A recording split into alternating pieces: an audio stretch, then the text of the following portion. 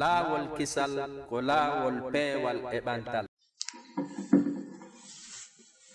فماكي المسألة الثالثة زمان الاعتكاف ومستحباته وما يباح للمعتكف. فماكي مسألة تمؤن إليدو مسألة جي قالوا دمبو الجوال زمان كون زمن متوتا لوني ساعة الاعتكاف أفنا غنول ومستحباته إيدا دي مولوني وما يباح للمعتكف إكونكو دغانتو أفني دو أولو نيدو كو بيجي تاتي هونde aranere nden ko sayi hombo i'tikafu watte hunde dimmere nden ko hondi woni yidaadi di wonande on wado o i'tikaf hunde tammere nden ko hondu woni ko daganto o do mo tawata ko wonno ke i'tikaf bimaki awalan aranun zamanul i'tikafi wa waqtuhu المكث في المسجد مقدارا من الزمن هو ركن الاعتكاف فلو لم يقع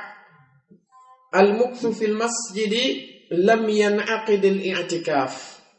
وفي أقل مدة الاعتكاف خلاف بين أهل العلم والصحيح إن شاء الله أن وقت الاعتكاف ليس لأقله حد فيصح الاعتكاف مقدارا من الزمن وإن قل إلا أن الأفضل ألا يقل الاعتكاف عن يوم أو ليلة لأنه لم ينقل عن النبي صلى الله عليه وسلم ولا عن أحد من أصحابه الاعتكاف فيما دون ذلك بما كي وني أرانون كو زمن الاعتكاف ووقته كو بانغينغول إن زمن متوتا ko zaman ka ufina gongol wonta don e waqtu mudum on be maki al mukfu nyibu gongol fil masjid ka julirde miqdaran min az-zaman yeru embere e zamanu on be maki huwa dun ruknun ko tugalal ngal tawata ruknul i'tikaf ko ngal woni tugalal ufina gongol ani neddo ko be o nyibander si tawi hawri o nyibali ko buri e fandude e zaman kontatake wonde wadi i'tikaf ko be o nyiba alal aqall miqdaran min az-zaman bima kifa law lam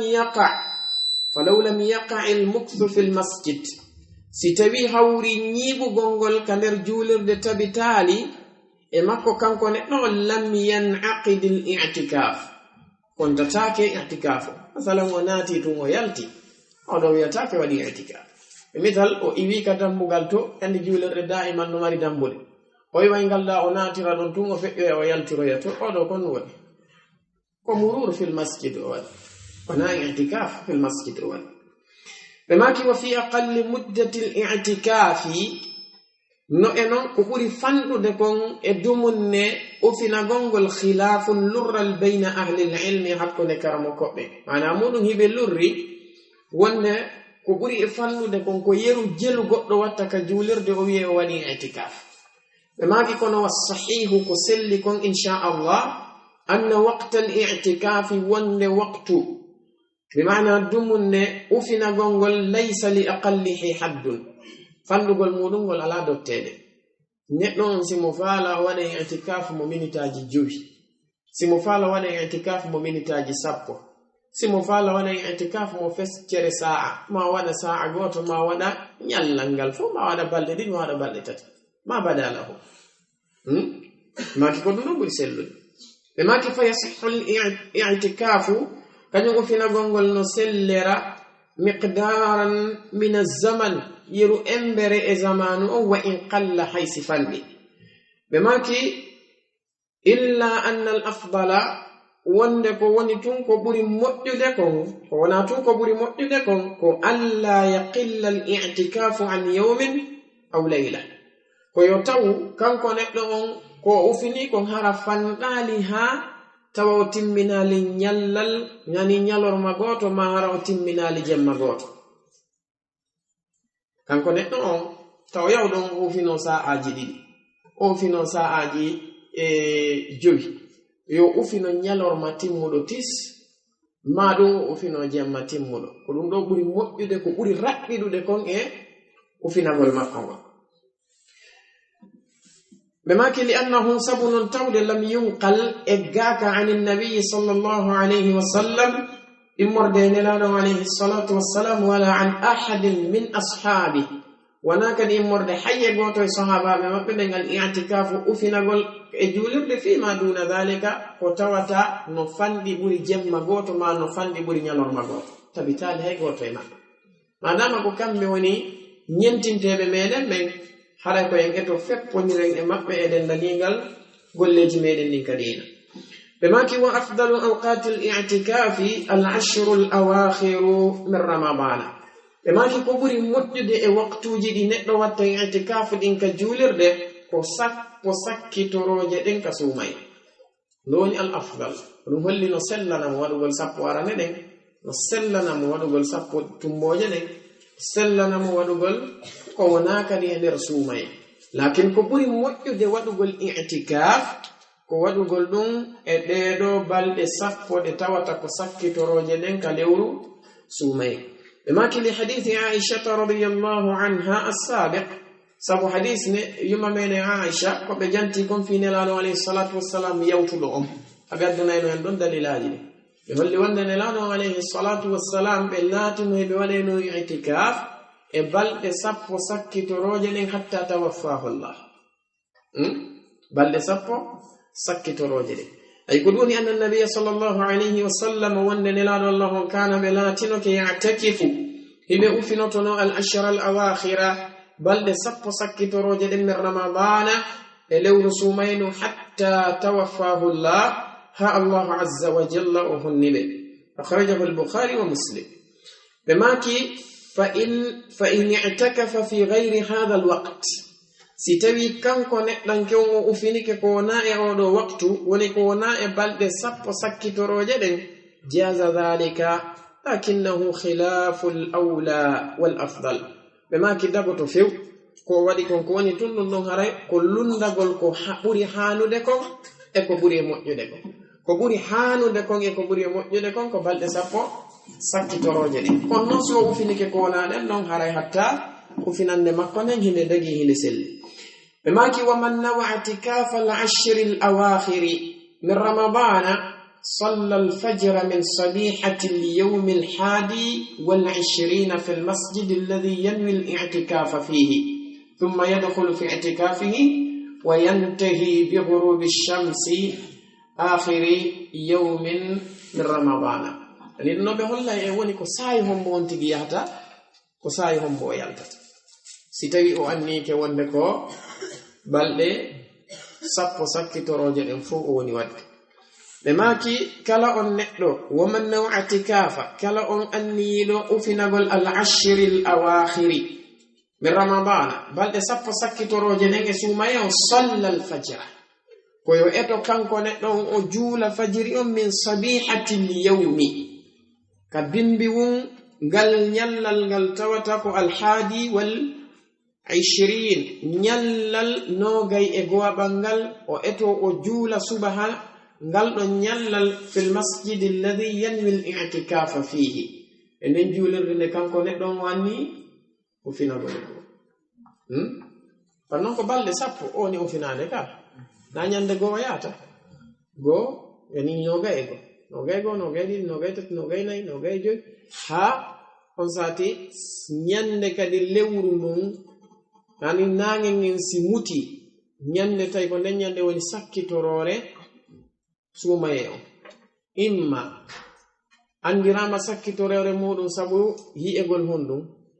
joldano no maɗum sabu timmugol sumaye on balɗe 30 pamane moƴƴo idan ko yo eto o juulo ya ton subaha na yo juulo subaha kama o inna mi do yaade i'tikaf o rondo non hande kadi dolle makko de mo ya hewtiro ya ton 12h ma 13h ko buri moƴƴude kon ko yo yaw o juulira ton subaha don haray o windante waddo i'tikaf ngal do nyallal fo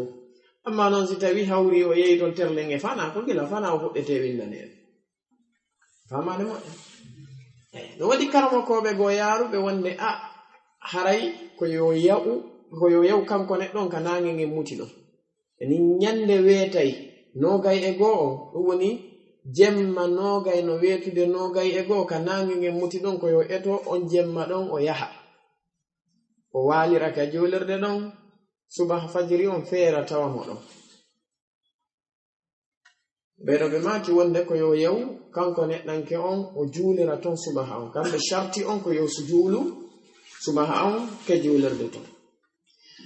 ɓe maki summa yeeso ɗum yadkhulu fi i'tikafihi o naata ka ufinagol makko wa yantahi ɓe maki hattoya noon kañum i'tikaf makko on bi ghurubi shamsi ka sabu honno mutugol nange ngen akhiri yawmin min ramadan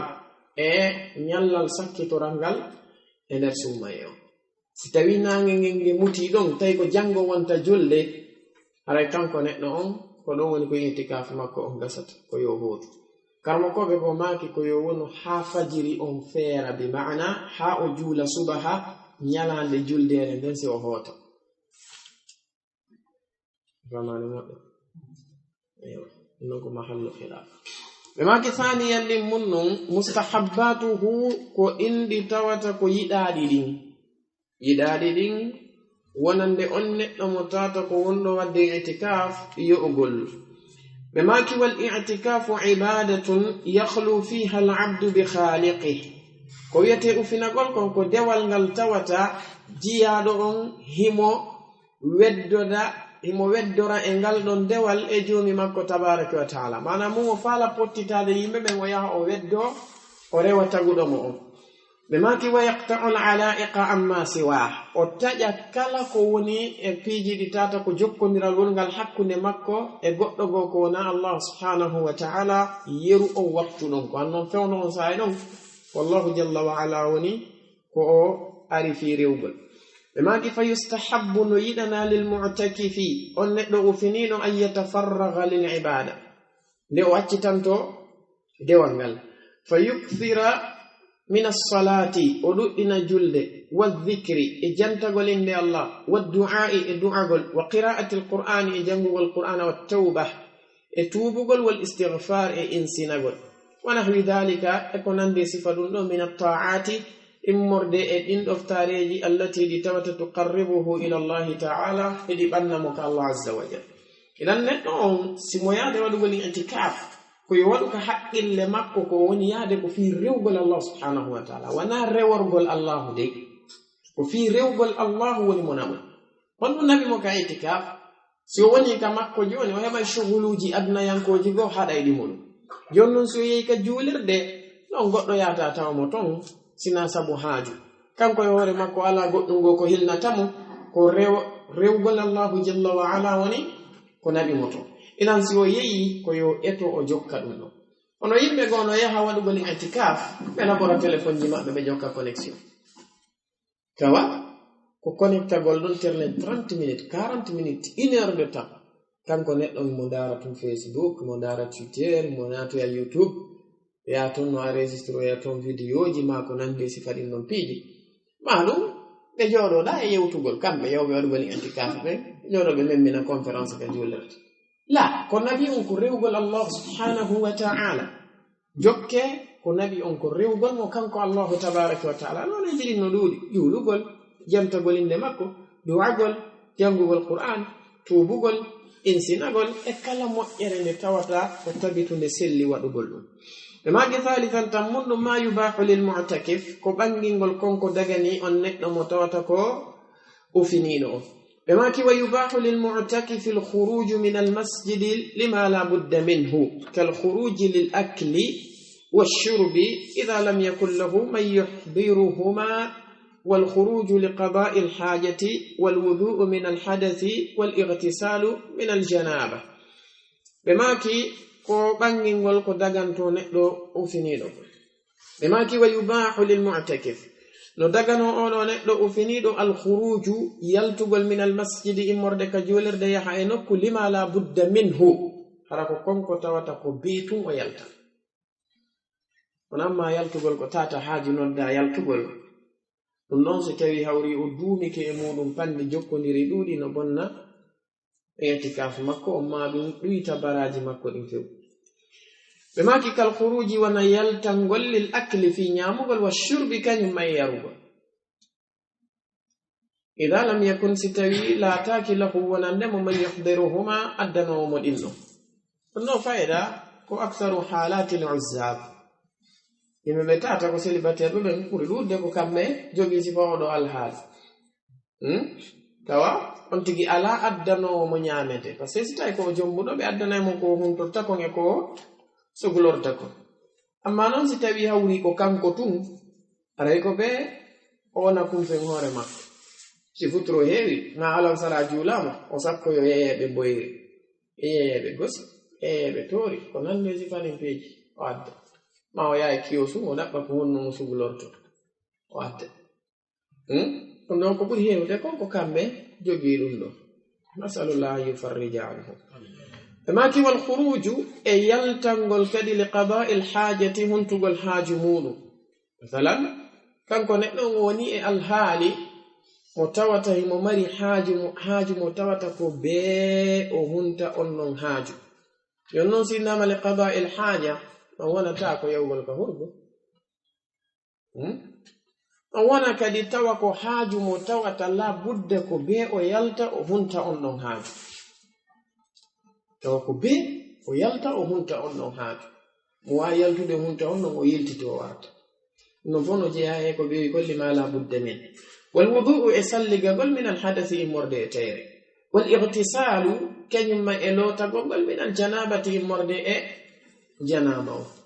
ɗiɗo fof haysi tawina immorde e janaba adama mo ka julirde to hurgoji no ka julirde to o wawi yaade o looto longal makko aadi tan kanko neɗɗanke on fiyo wonu e laaɓal ko annon neɗɗo on so tawi o hebbitike ndiyam ɗum no jeyay ko ɓurata addude softede e ɓanndu makko on ɓe maki wa yubahu lahu no daganomo kadi attahaddusu ila nnasi fima yufid o yewtidugol makko e yimɓe ɓen e konko nafata ara ko konguɗi nafay ɗi no daganomo lakin nayo waɗu gurna yani itikaf makko on fof ko ɗum aray ɓe jooɗiɗa heɓe yewtoto haɗaka de yoɓe jooɗo ɓe yewta ahyanan konguɗi ɗi tata ko nafayɗi no gasa bal wuren kamɓe wonɓe toon ɓen si tawi no woodi ɓe tawata ko ɓurɓe e maɓɓe marde bindi e nder ɗen balɗe sappo goɗɗo e maɓɓe no waɗe tande ɓe risala mo tata ko daɓɓo ara ɓe waɗay waktu e nder ñallal kala ñallal ɓe halda scolaire goto scolaire ɗiɗi scolaire goto e feccere o janneɓe on ɗon risala ko luttiti ko ɓe jokkate e maɓɓe luttude walla o ko ɓe hawtunoɓe duɗal ɓe janguno rasailuji go ka duɗal maɓɓe ɓe wawi wadde muraja'a e julirde toon ɓe happa leere e ko nandi e sifaɗi noon pi ma goto e maɓɓe immo andintina ɓe ko yowdire fiyake diina ko yowdire fiyake lahara e ko nandi e sifaɗi noon piiji fof ɗiɗo e piijiɗi tata ko yewtereji adnayankoji hara ko nafayɗi fima yufiid ɓe maki wassu'alu e landagol kadi an ahwalihim e alhaaliji maɓɓe ɗi ɗum ɗon foti ko neɗɗo arɗo tawi mo sey woɓɓe no wawi iwde nokku go aratamo ka julirde ɗo hara ɓe mari haaju e makko e fiyake aduna ɓe yewtiɗo yewtida e maɓɓe fi muɗum hara foko nafata kadhalika o lando alhaali maɓɓe e ko nande andi nelano alayhi salatu wassalam ɗuma meɗen safiyata ɓe senino ɓe tawi nelano on sallllahu alayhi wa sallam ka ɓe waɗi i'tikaf ɗo ɓe yewtidi e maɓɓe yeeso ɗum ɓe ɗowtitiɓe ɓe maki amma tahadduthu fima la yufid amma non konko tawata ko yewtugol e ko nafata ko o fima la darurata fi e konko tawata lorritoraka yewtugol bi maana wona ko be yewte ɓe maki fa innahu no ɗum ɗo yunafi no riwa maqsuda al i'tikaf fanunde nen kay i'tikaf wama shuri'a min ajlihi e konko kañum i'tikaf on shar'inira fi muɗum ɓe maki wa yubahu lahu o daganomo kadi ay yazurahu nde juurotomo ba'du ahlihi goɗɗo e ɓengure makko nen wa aqaribihi e ɓaɗodiraɓe makko ɓe wa an yatahaddatha ilayhi sa'atan min az-zaman e nde o yewtidata e on arɗo juurimo ɗon sa'a eeru zaman harana ko juuti ñallal ngal fou ma ko tata ɓura yeebude waktu makko wal khuruju kañumma e yaltugol min mu'takifihi nokku ka tawata kaka o ufini ɗon li tawdi'ihim fi bi maana waynitagol ɓen ɗon woni ɗowtitugol ɓen ɗon waynitoɓe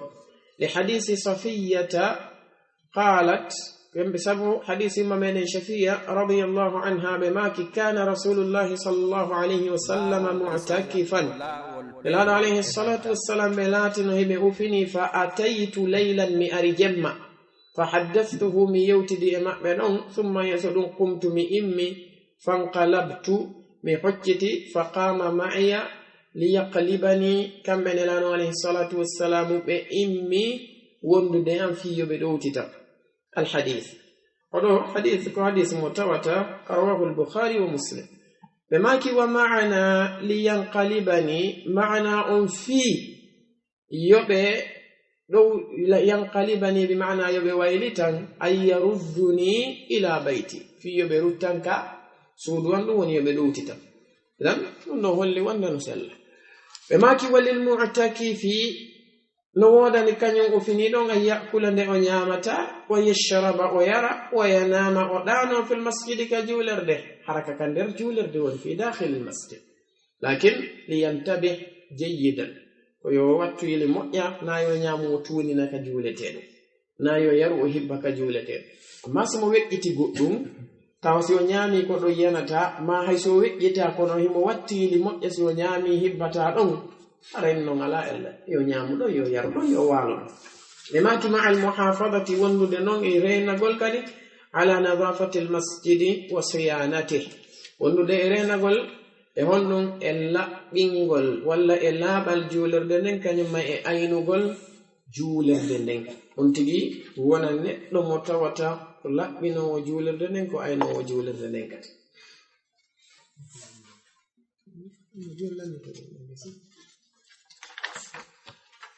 بماك المسألة الرابعة مسألة نيبؤوني المسألة الأخيرة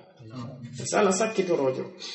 نقال ندبقال جوابال مبطلات الاعتكاف قد امبيجي اتواتكو بنيني وفينا قول نتدان كيو يعني امبيجي اتواتكو نتدان سيو وقتك دي وفينا قول مكو قول بنين فيو بماك يبطل الاعتكاف بما يلي وفينا غونغول نبونيرا سبكوكو وني أرددو أولا الخروج من المسجد لغير حاجة عمدا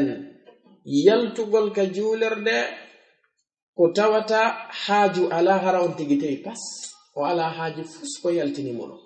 وإموتي وقص ويلتك جولر ده يها جنك ياسلون يوا ونالذي فلنن بيجي أرتناتا ونن بماكي بوني وإن قل وقت الخروج حيث تبي وقت يلتقون الفني حيث تبي وقت يلتقون الفني مثلا ناتلون في اعتكاف يموفني ليغ دي شامبيون نزودي onana be sonka to wandi taynede teleno be binde ga julirde do o yalta ka baaw pour julirde o yurno kombe marki ya ko kari marki o nata on batala atikafuhum بماكي لحديث عائشة رضي الله عنها سبو حديث من عائشة بماكي وكان لا يدخل البيت إلا لحاجة إذا كان معتكفا أي النبي صلى الله عليه وسلم بماكي نلانو عليه الصلاة والسلام بلاتنو بناتتاك سوجو مأبه إلا لحاجة سوانا سيرو حاج إذا كان سبلاتك معتكفا كوبي أفنيبه أخرجه البخاري كما تونه ولأن الخروج يفوت المكث في المعتكف وهو ركن الاعتكاف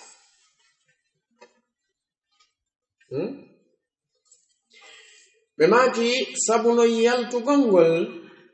دونغو هونه نتاوتا كلاوي نايده بون نايده نيبو غنغول ka nokku kanko neddanke on ka ufinido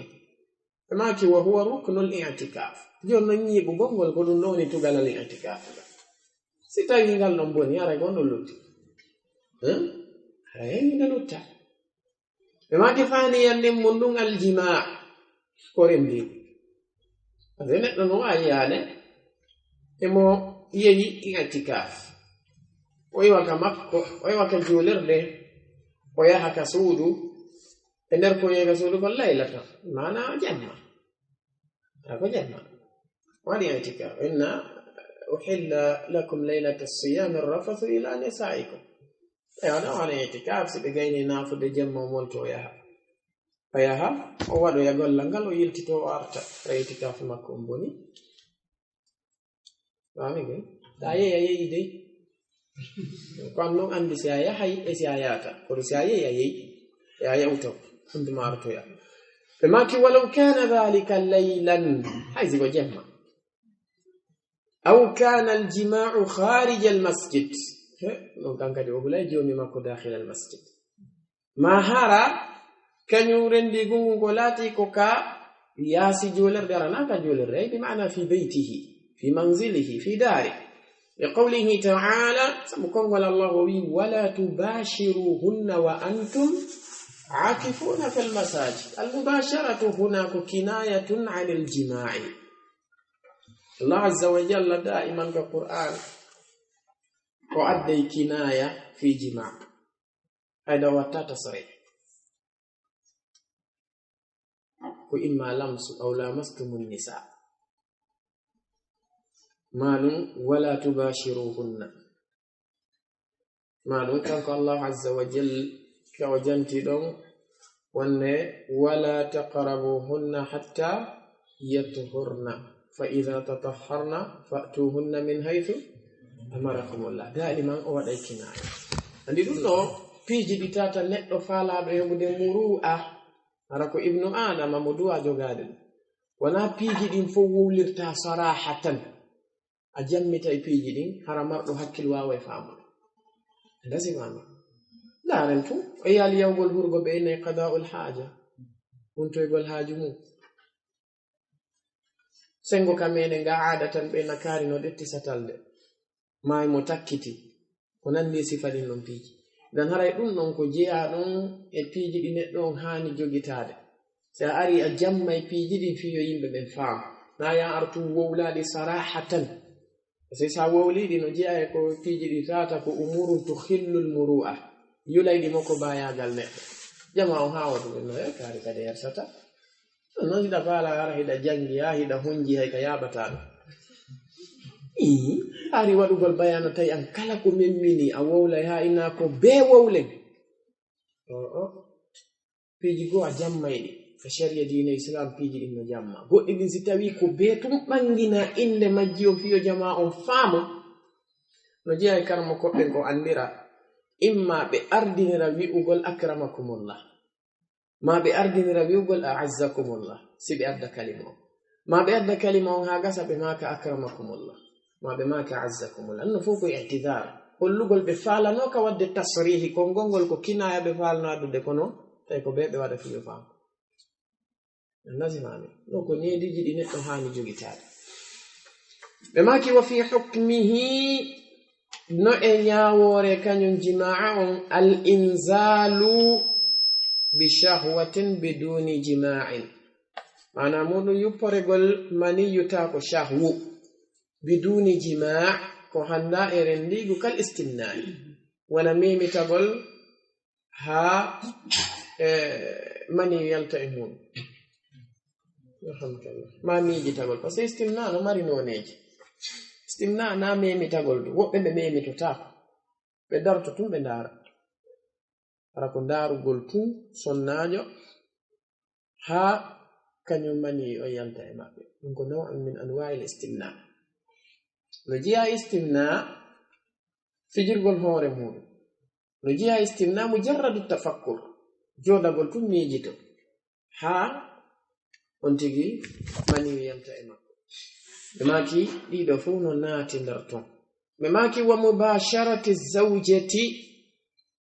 في غير الفرج كان يما e soccondirgol e sonnajo on mana mum fijidugol e makko kanko sonnajo on kono tawa jimaa on tigi waɗaaki hara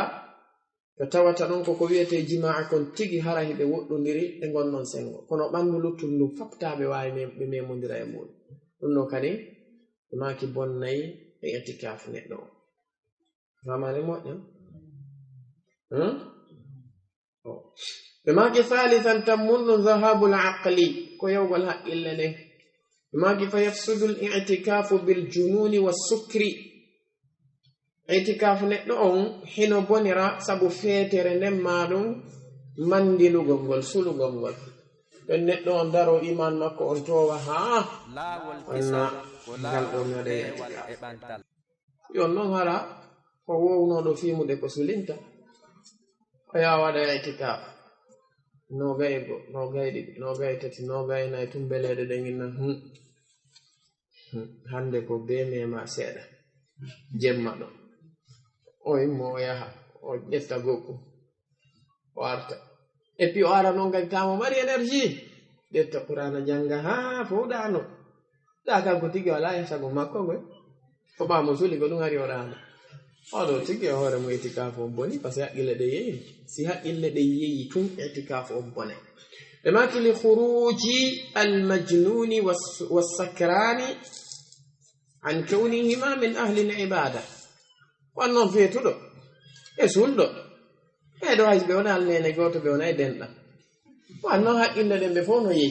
ko ɗum waɗi ɓeɗi ɗon noon joni men ko honɗum wi ko ya ay kanko tigi Allah azza wa jalla ko honɗum o janti fi ɓeɗo yimɓe ɓe tawata ko sulɓe ɓe wala taqrabu salata wa antum sukara hatta ta'lamu ma taqulun hatta ta'lamu ma taquluna wasana maritana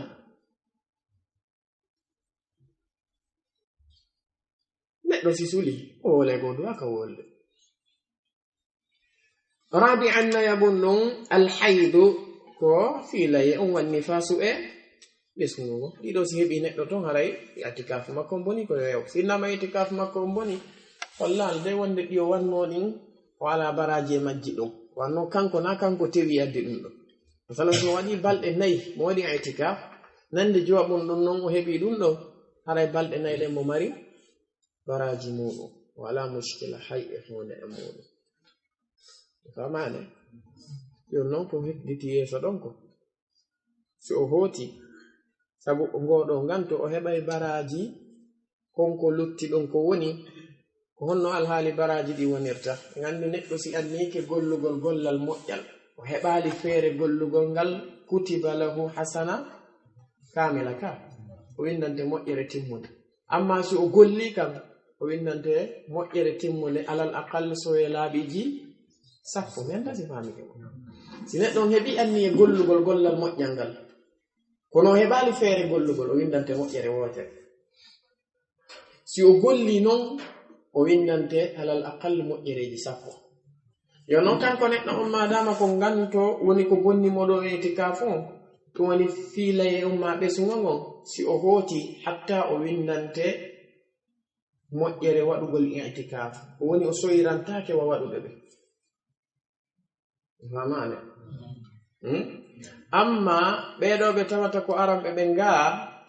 kamɓe kadi si ɓe waɗi madama ɗiya ñalɗi ɗin ɗon gaynino tabitude e noon ɓe heɓay baraji maɓɓe ɗi ngam ka Allah inchallah kono ñallal ngal tawata ngal ɓe bonni i'tikaf maɓɓe on ɗon hande kadi aray alhaali on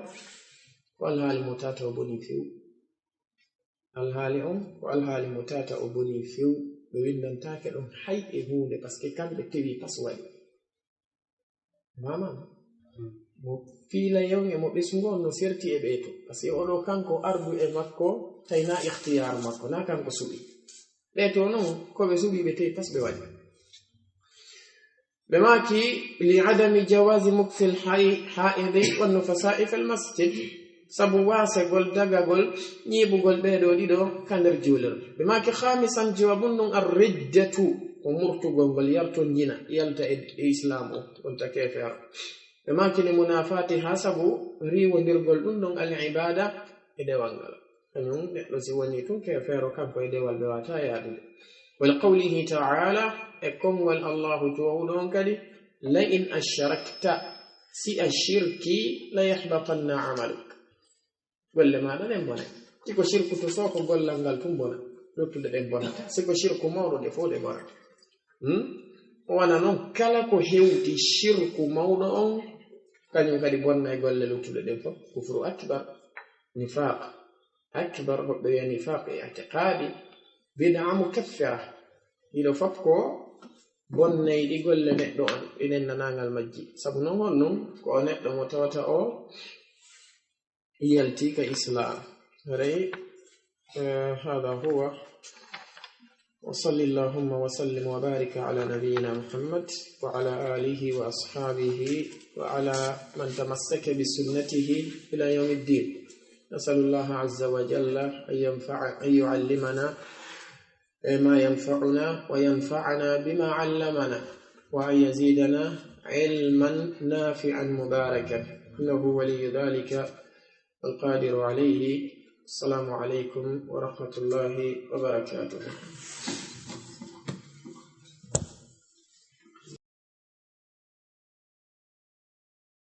laawol kisal ko laawol peewal e ɓantal.